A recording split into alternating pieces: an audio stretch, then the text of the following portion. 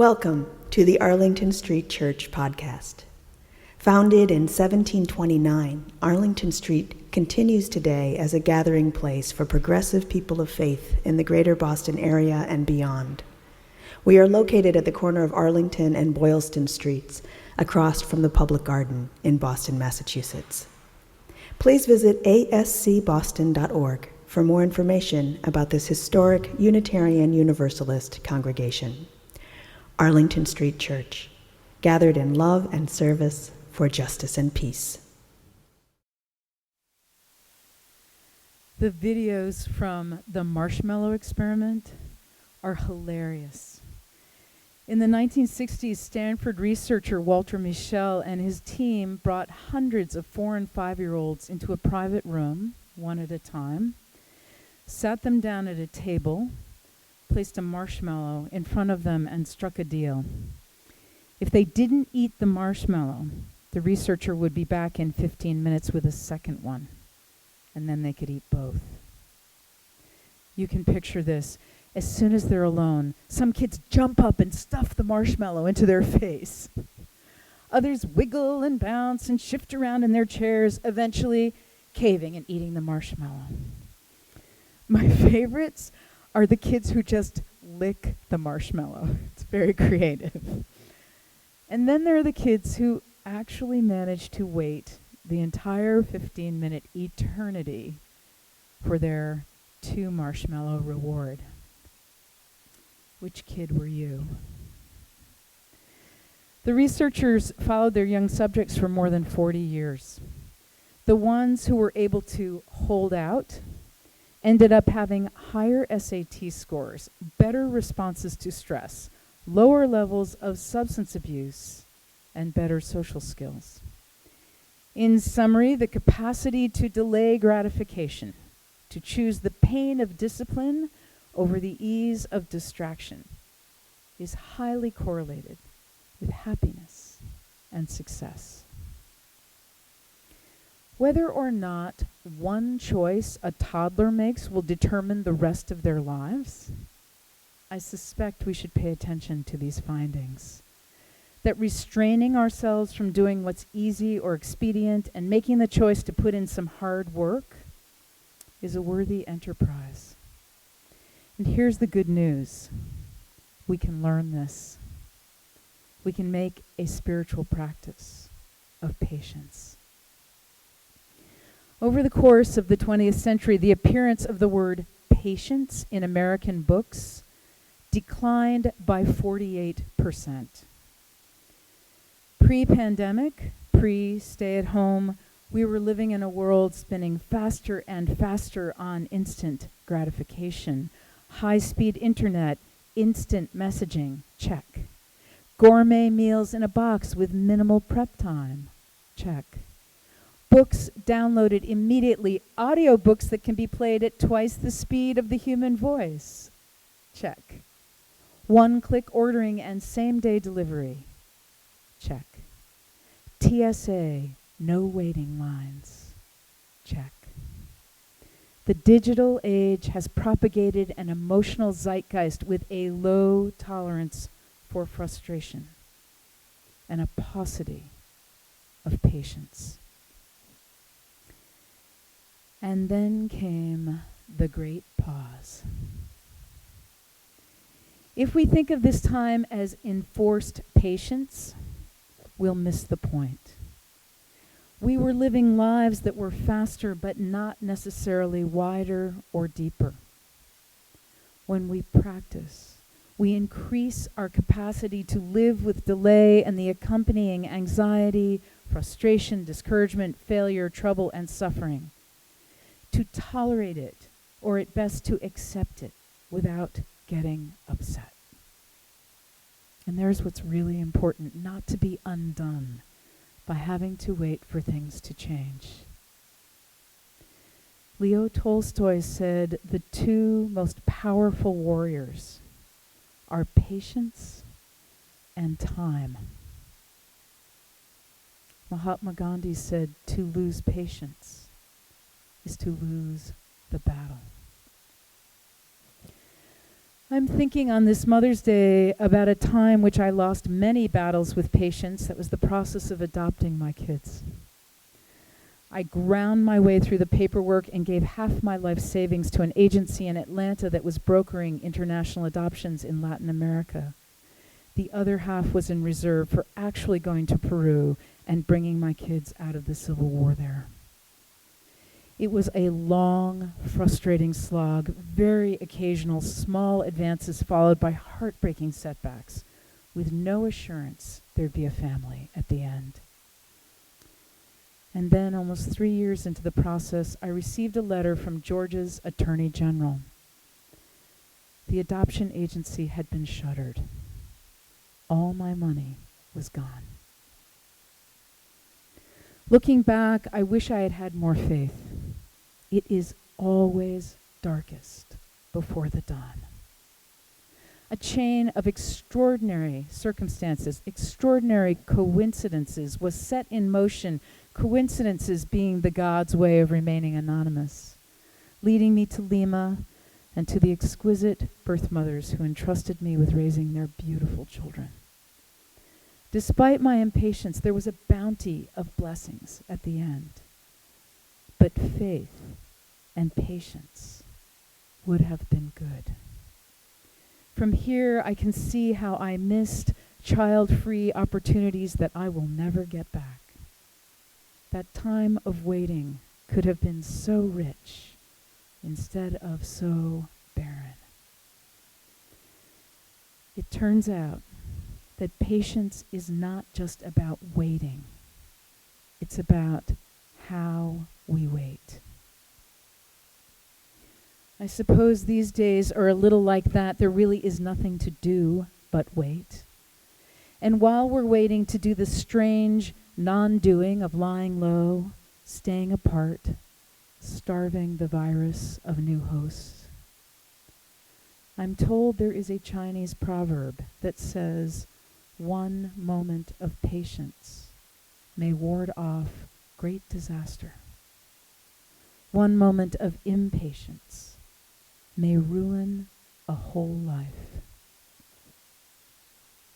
Let's not look back on this time and regret how we missed practicing patience. For centuries, philosophers and theologians have been all over patience. Patience is a virtue. All things come to those who wait. It turns out they weren't wrong. In 2012, 2 professors, one in theology, one in psychology, teamed up to offer undergraduates a course in patience. The students were taught to identify feelings of impatience and their triggers, to regulate their emotions, and to empathize with others. They also learned meditation. After just 2 weeks, participants felt less depression, a greater sense of abundance, and more gratitude. Modern science says that patience is associated with higher agreeableness, a personality trait characterized by warmth, kindness, and cooperation. Patient people tend to be less lonely, perhaps because making and keeping friends with all their quirks and slip-ups requires a healthy dose of patience. Patience enables us to tolerate flaws in others and display more generosity, compassion, mercy, and forgiveness. With just a little patience, we too can end up with better mental health, peaceful rather than disgruntled or steaming, red-faced and sputtering. Here's a little more on the spiritual practice of patience. 3 steps. First, pre-pandemic, we might have fooled ourselves into thinking we were multitasking. There is no such thing. There is only jumping from thought to thought and perhaps task to task, interrupting ourselves if we aren't being interrupted, and the feeling we're never making enough progress or really finishing anything the way we'd like. The spiritual practice of patience begins with paying attention, finding our breath, slowing ourselves down just enough to focus. doing one thing at a time. Practice waiting. Lao Tzu asks, do we have the patience to wait until the mud settles and the water is clear? Can we remain unmoving until the right action arises by itself? Second, it might be helpful to reframe the situation in which we find ourselves. It just might not be all about us. One day, I was that person, driving like a maniac, waving my way through traffic, passing on the right, heading to a deathbed. Ever since then, I have prayed for people driving like that, realizing that at any moment, anyone could be trying to make it in an emergency. Instead of swearing at them, I say the loving kindness phrases for them. Lest this sound pious, it's actually lovely and calming. Though I should add that I learned the hard way that I occasionally say the phrases anything but sweetly. I have a distinct, though distant memory of my toddlers strapped into their car seats in the back seat, yelling the phrases in a crabby, bossy way. May you be happy, peaceful, and free. They didn't learn that from nowhere. Third, practice gratitude. George Bernard Shaw said 2 things define you: your patience when you have nothing, and your attitude when you have everything. Patience, it turns out, is not passive. There's a whole world in waiting. Maybe it's a choice to hold tight until our intuition says, make your move. Maybe it means waiting our turn, knowing our turn will come. Maybe it's a way to know the divine. The psalmist said, be still and know that I am God.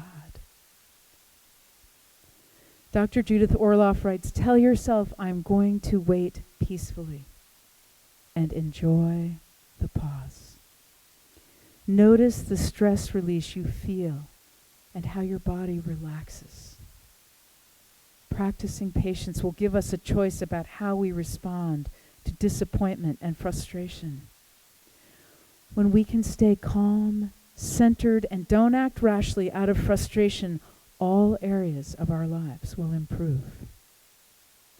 Rumi said, if we are irritated by the rub, how will we be polished?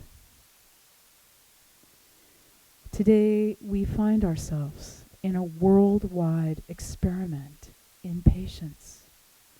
The news is full of people who are emerging from isolation too soon, flirting with self-destruction and threatening perhaps to kill us all.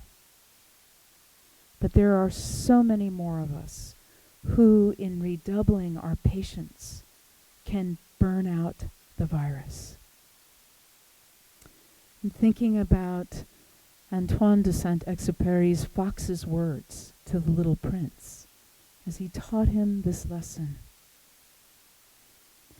If you tame me, says the fox, it will be as if the sun came to shine on my life. I shall know the sound of a step that will be different from all the others. Other steps send me hurrying back underneath the ground. Yours will call me like music out of my burrow. And then look, you see the grain fields down yonder? I do not eat bread. Wheat is of no use to me. But you have hair that is the color of gold. Think how wonderful that will be when you have tamed me. The grain, which is also golden, will bring me back the thought of you, and I shall love to listen to the wind in the wheat. What must I do to tame you? Asked the little prince. You must be very patient, replied the fox. First you will sit down at a little distance from me, like that, in the grass. I shall look at you out of the corner of my eye, and you will say nothing. Words are the source of misunderstandings. But you will sit a little closer to me every day. The next day the little prince came back. "It would have been better to come back at the same hour," said the fox. "If, for example, you come at 4 o'clock in the afternoon, then at 3 o'clock I shall begin to be happy. I shall feel happier and happier as the hour advances. At 4 o'clock I shall already be jumping about. I shall show you how happy I am. But if you come at just any time, I shall never know at what hour my heart is to be ready to greet you." One must observe the proper rites. "What is a rite?" asked the little prince. "Those also are actions too often neglected," said the fox. "They are what make one day different from the others, and 1 hour different from the other hours. And now here is my secret, a very simple secret. It is only with the heart that one can see rightly. What is essential is invisible to the eye." The English translation says that the little prince was taming the fox, but that's a poor translation of the French word apprivoiser, which means to establish ties. When we wait together, though apart, we bind ourselves to every other person in the world, all waiting out this global pandemic with a massive patience. Let us do our part. Beloved spiritual companions, before the great pause, our lives were faster but not necessarily wider and deeper. Which marshmallow kid were you? Restraining ourselves from doing what's easy is a worthy enterprise. If we are irritated by the rub, how will we be polished? We can learn this. We can make a spiritual practice of patience. Let's pay attention, find our breath, and do one thing at a time. Reframe our situation and find gratitude. It turns out that patience is not just about waiting. It's about how we wait. We can do this. Together, apart, apart, together. I promise. I'll wait for you. Amen.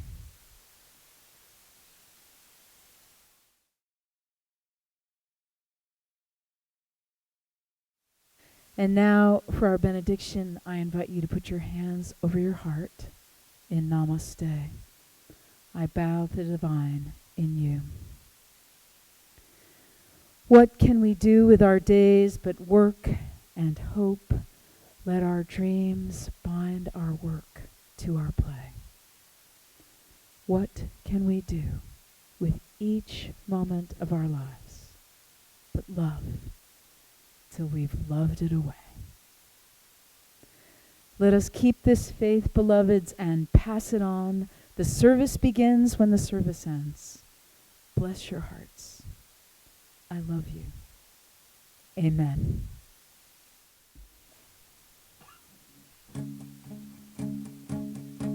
Where you go? Where you go, I will go, beloved. Where you go, I will go.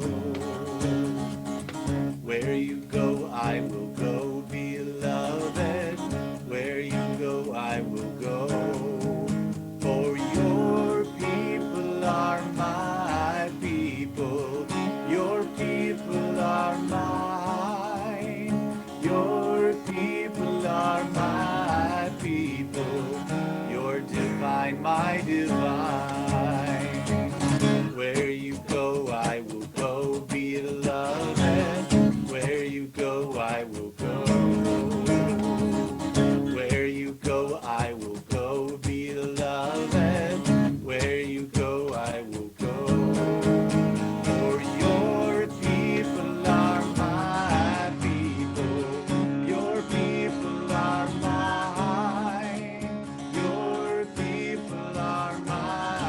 visit ascboston.org for more information about this historic Unitarian Universalist congregation. Arlington Street Church, gathered in love and service for justice and peace.